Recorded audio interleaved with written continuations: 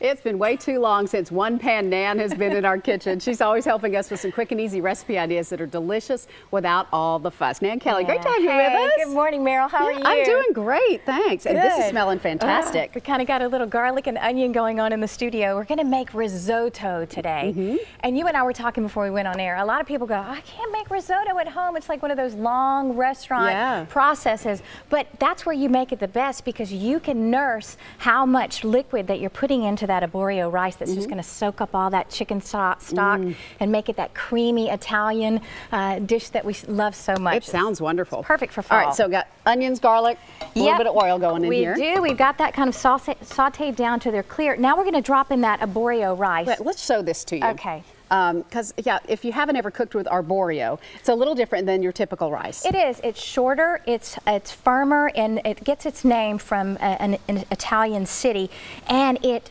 makes a really creamy consistency. It's very heavy in starch, so this really doesn't work with typical rice. You really have to kind of make sure you're using a rice that works great for risotto, because you want that creamy flavor.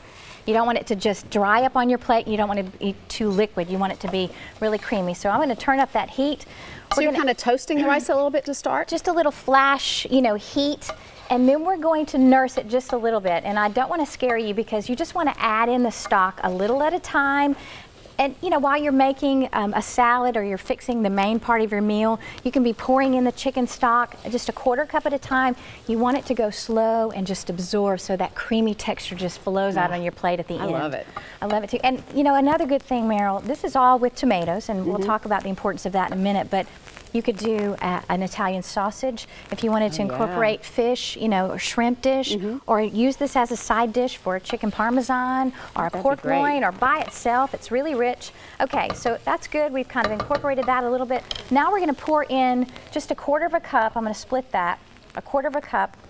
And you want to cook it on slow. You want to nurse it just a little bit. So it requires a little attention, but you're putting love in to feed your family. So you can take a few extra minutes at night and just pour in that chicken stock. All right. So you're also putting some seasoned tomatoes in there as well. We are. These are Red Gold's diced tomatoes that have basil, garlic, and oregano in it. And I've drained that can. I'm going to pour that in now. So I've put in the chicken stock, quarter of a cup. Do you drain it so the arborio doesn't turn pink?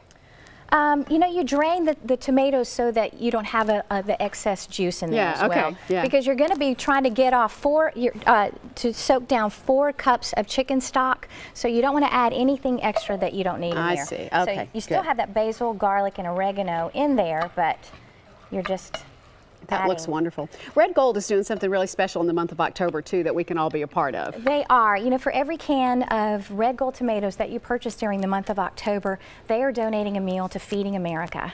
It's called the Crush Hunger Campaign, Families Helping Families Crush Hunger.